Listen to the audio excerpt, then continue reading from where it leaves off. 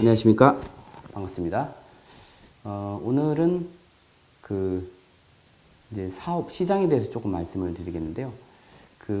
프랑스 유통몰에서 한 100만 개 넘게 팔린 아이템이 하나 있었습니다. 그 아이템이 뭐냐면, 여기 말레이시아 사람들은 대중교통이 발달이 되어 있지 않기 때문에 보통 차량을 1인 가구당 2대에서 3대 정도를 가지고 있고, 그리고 중산층 이하의 사람들은 오토바이들을 타고 다니는데, 이 오토바이를 타고 다닐 때 그 매는 가방들이 그렇게 비쌀 필요는 없지 않습니까? 그런데 이 데카트론이라는 매장에서 파는 등산용 배낭이 있습니다. 이 배낭이 우리나라 돈으로 한 3,000원 정도 되는 건데요. 그거를 매장을 오픈하자마자 1인당 뭐 100개 넘게 사가고, 그리고 그런 배낭을 사재기를 해서 말레이시아에서 보면 그 반도 외에 사라와기라는 섬이 있는데, 그런 섬이 있는 곳까지 되파는 것을 보면서 말레이시아 사람들에 대한 어떤 시장 감각, 그리고 장사에 대한 욕구, 그리고 빠르게 유통을 하는 그런 도매 시장에 대한 그런 채널들이 있다는 것을 좀 많이 발견했습니다. 그래서 결국엔 회사에서는 정책적으로 1인당 10개밖에 사지를 못하게 하니까, 그 뒤로는 어떤 일이 있었냐면 온 가족을 다 데려와서 거의 1인당 10개씩을 매일 아침에 사서 즉 3,000원에 사가지고 10,000원에 이렇게 파는 것들을 많이 봤습니다. 그런데 놀랄만한 그런 경험들은 뭐였냐면, 말레이 시장이 단순하게 말레이시아가 아니라 말레이 매장에서 오픈했을 때 여기에 베트남뿐만 아니라 네팔, 방글라데시, 미얀마 이런 수많은 동남아의 노동자들이 와서 그런 3D 업종에서 일을 하고 있는데, 이 사람들 역시도 돈을 벌러 와서 말레이시아에서 일을 하고 있는데, 부가적인 수익이 있다고 하면 자기들끼리 정보를 공유해서 수많은 그런 동남아 사람들이 사재기를 하는 걸 보고, 그렇다면 그런 것들을 샀을 때 물류 유통이 가능한지를 봤을 때 충분히 에어아시아라는 그런 이점을 통해서 항공 물류를 통해서 수십 개의 아이템, 특히 제가 말씀드렸던 이런 3,000원짜리 배낭을 몇백 개씩 사가지고 다시 본국에서 파는 그런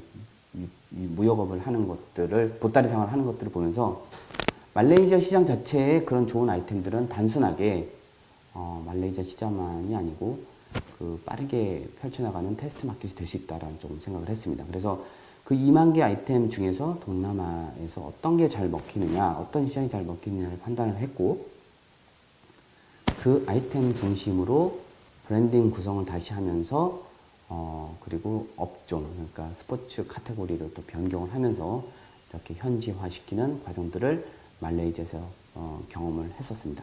동남아 시장을 진출하기 위한 거점으로 진출하면 어떻겠냐라는 생각을 좀 많이 했었습니다.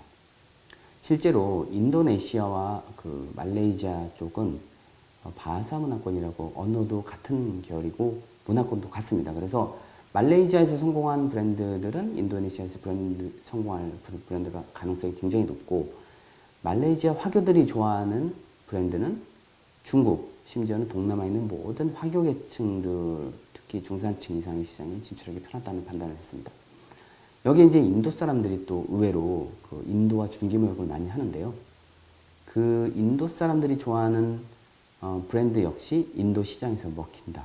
그 다음에 베트남 사람들이 여기서 일을 하고 있는데 여기서 주로 사가는 아이템들이 베트남 시장에서도 먹힌다. 이제 그런 식으로 테스트 마켓 하기에 너무나 좋은 시장이고, 제가 처음부터 좀 강조하고 싶었던 무슬림 시장에 대한 진출 교두보로서 말레이시아의 중요성이 크다고 말씀을 드립니다. 이제 제가 이 프랑스 회사에서 나와서 차린 회사가 도리안 솔루션인데, 그 중에서 좀 중점적으로 했던 게 치킨 사업이었습니다. 근데 치킨 사업을 하기 위한 목적이 단순하게 말레이시아에서 성공을 하기보다는 말레이시아에서 모델을 만들어서 중동 시장에 진출하는 게 제 목표였습니다. 왜냐면 중동에 제가 알제리, 터키에 그 파견을 갖고 터키에 한 1년 정도 있었는데 중동 사람들은 아시다시피 뭐 양고기 같은 거 많이 먹지 않습니까? 그리고 소고기나 돼지고기를 먹질 않는데 이 사람들이 과거에 KFC라는 미국적인 브랜드 때문에 멀리하던 프라이드 치킨을 최근에 맛을 보고 그리고 이게 할랄이라는 그런 문화적인 그 거리감까지 없어지면서 이 중동 사람들이 치킨을 먹기 시작하면서 수요가 지금 엄청나게 늘어나고 있습니다. 그래서 연간 진출이 60%, 180%, 260% 이렇게 급속도로 증가를 하는데 저는 그런 치킨 브랜드를 가져와서 말레이시아에서 테스트를 한 다음에 할랄 브랜드를 만들어서 중동에 진출하자는 그런 전략을 가지고 왔었는데 실제로는 네네치킨이라는 한국 브랜드가 와서 동시에 말레이시아에 성공하자마자 바로 중동 6개 나라의 마스터 프랜차이즈를 계약을 하고 진출을 했었습니다. 이제 그런 식으로 중동 진출에 대한 어떤 교두보 역할을 할 수 있는 것이 말레이시아가 아닌가라는 좀 생각이 들었습니다. 그래서 시장으로 봤을 때는 단순하게 말레이시아라는 국가 개념보다는 전체적인 사우스 이스트 아시아, 아세안의 거점, 그 다음에 중동의 교두보, 그리고 인도네시아 시장을 진출하기 위한 테스트 마켓, 베트남이나 이런 다른 신흥 시장을 가기 위해서 거쳐가는 그런 주재원들의 그 모델링을 할 수 있는 곳으로 생각을 하시면 좋을 것 같습니다. 뭐 여러 가지 요인들을 봤지만 우리가 뽀로로를 많이 판매하는 것들, 뽀로로 시장이 커진 게 EBS라는 그런 방송 채널 때문이 아닙니까? 한국에서도 물론 뭐 중국에 많이 진출을 하고 일본에 진출하려고 하지만 결국에 그 메이저 방송이 송출을 해주지 않으면 그 컨텐츠가 진출을 못하는 경우가 있는데 말레이시아에서는 뭐 CJ 파트너십도 있고 뭐 홈쇼핑 채널도 들어와 있고 일부 방송 채널 있지만 그렇게 뭐 한국 방송을 편성을 해서 뭐 드라마 몇 개 하는 거 외에는 많이 하질 않는데도 한류에 대한 열정적으로 그 집중도가 높은 이유가 불법 복제 시장 때문인 겁니다. 제가 좀 말씀을 드리면 말레이시아에서 그 할리우드 필름에 있는 그런 블루레이 같은 고급 영화 퀄리티가 높은 CD들이 여기에서 얼마 정도에 팔리냐면 약 한 3,000원에서 4,000원이면 그 헐리우드에 나오는 그 개봉 블록버스터 같은 영화들을 살 수가 있습니다. 그러다 보니까 저도 처음에는 그 몇십만 원짜리 세트를 모으다가 극장에 가는 것보다 더 저렴하게 살 수가 있는데 아무래도 그 불법 복제에 대한 규제가 한국처럼 심하지는 않고 그리고 또 중국처럼 그렇게 수준이 낮지 않은 제품들이 들어오는데 이유를 좀 보니까 실제로 다 제작은 중국에서 돼서 중국 자체에서는 판로가 막히고 말레이시아에서는 아무래도 그런 규제가 약하다 보니까 말레이시아로 특히 중국 화교를 통해서 들어오지 않나 이렇게 생각을 했습니다. 저는 물론 뭐 그 불법 복제 그 내용인지를 알지만 또 현지에서는 나름 또 여기에서는 그 불법 복제를 또 합법화 시키는 그런 모델을 만들어서 저는 거기를 통해서 공급을 받으니까 마치 불법 복제를 사는 그런 것들 같이 되어 있지만 실제로는 법적인 문제가 없다고 해서 저도 이제 보고는 있었습니다. 아무튼 이제 그런 것 때문에 그런 불법 복제 시장에서 그 빠르게 유통되는 영화들이 대부분 한류에 관련된 드라마, 영화들이었습니다.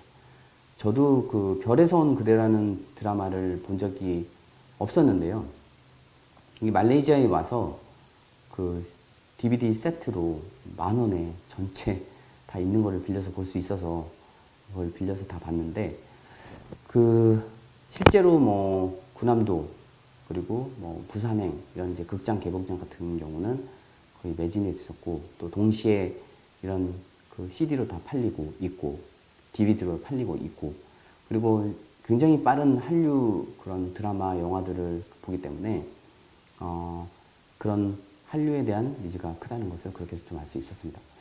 그런데 제가 또 유통무역 쪽에서 봤을 때 한류에 대한 기대 때문에 BTS CD들을 정식 판매판을 수입을 해서 팔으려고 노력을 하고 팔아 보니까 실제로 그 약 한 12만 원 넘는 세트를 살 수 있는 그 구매력이 되는 사람들이 많지가 않고, 이렇게 한류를 좋아하는 사람들은 이미 어떤 식으로든 아까 말씀드렸던 그런 방법으로든 이 BTS의 CD를 구매하고 있었기 때문에 실제로 그런 판매, CD 판매는 저조했다라는 생각이 좀 듭니다.